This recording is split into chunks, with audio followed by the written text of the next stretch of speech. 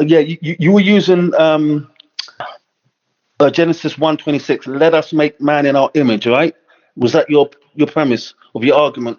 No, I was just disagreeing with your other brother. He brought up the text. I was just pushing back on him on the text itself. So when he brought up the text, I didn't bring it up. When you read Genesis 1:26, let us make man in our image, how do you understand it? Do you believe that it's saying man is made in the image of the Trinity, or of just the Father and the Son? Or, I mean, how are you understanding this passage? That's a good question.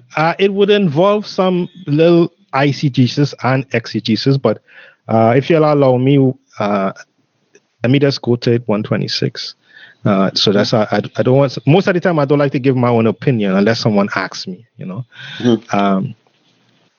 Right. So it says, and said God, let us, right?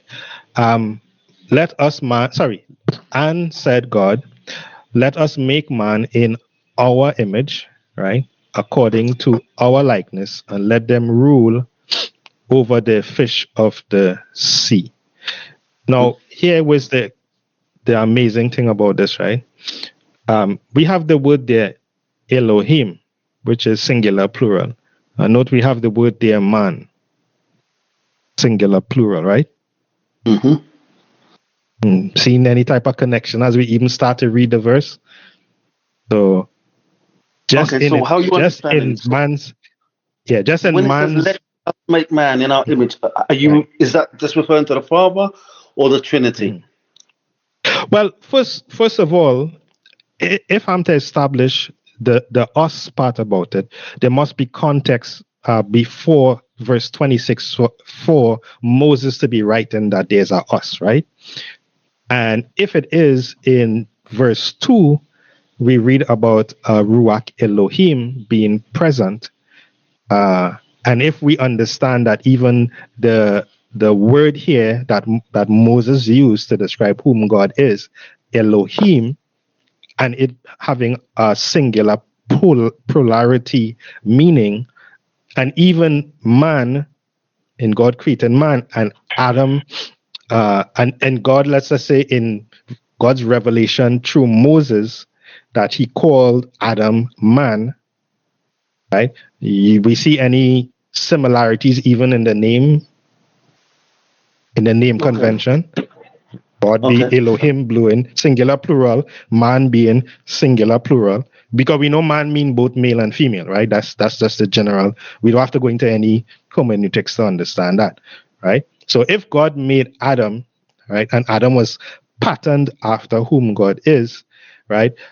In terms of the physicality, this is just my the text is not saying that. I'm just giving you, since you asked me, right? So I hope that's fair enough, because I never like to give my, right? So I'm just saying, I believe since God reveals himself with having hands and feet and that kind of thing, and it's something that we can articulate and behold, I believe that that's how God made us as well. The psalmist says that we are wonderfully and we are perfectly and wonderfully made in the eyes of God, or something like that. I don't have the correct, I'm paraphrasing incorrectly, but you know what I'm talking about, right?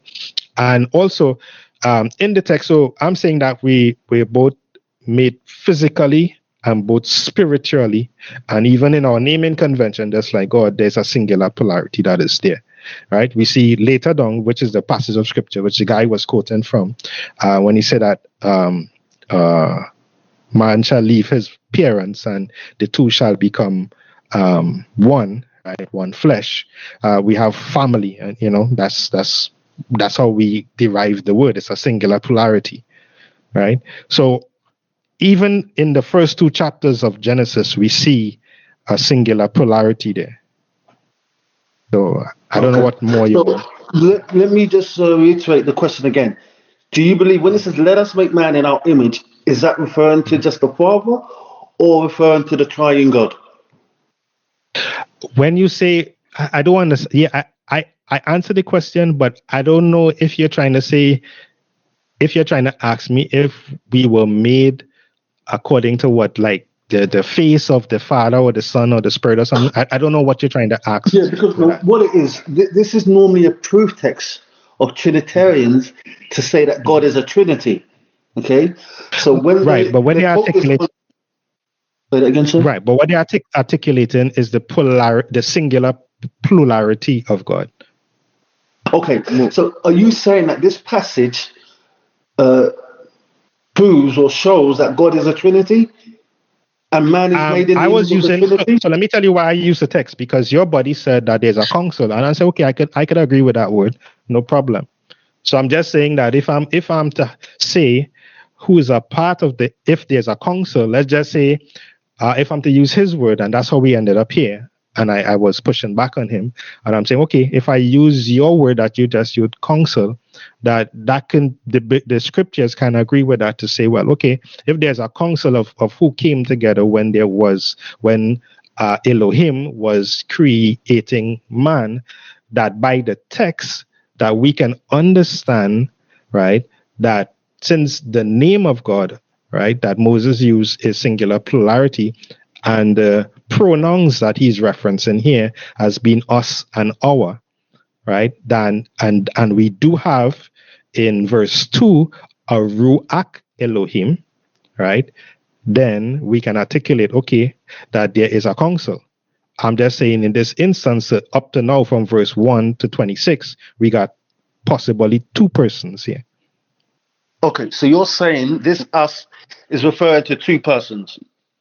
I'm not saying, right? I'm just saying in the verses that we have from 1 to 26, we have Elohim, which is plural, and then we have another entity called Ruach Elohim. Cool. Okay. Will, yeah. Buddy, can I just jump in, because I'm going to have to go in a couple of minutes. Thanks. Prima, I don't know what your first name is, but it's been nice speaking. Everybody call me Prima. Yeah, it's cool. Cool. Prima. I'm just going to make 2 quick points. I'm sure Will can make the one regarding the word Elohim. So you speak of the word Elohim being a singular plurality, whereas what I would argue that it represents nothing of the sort. It is simply the Hebrew way, which was common amongst all the ancient people, to refer to the supreme God of their nation using the plural form.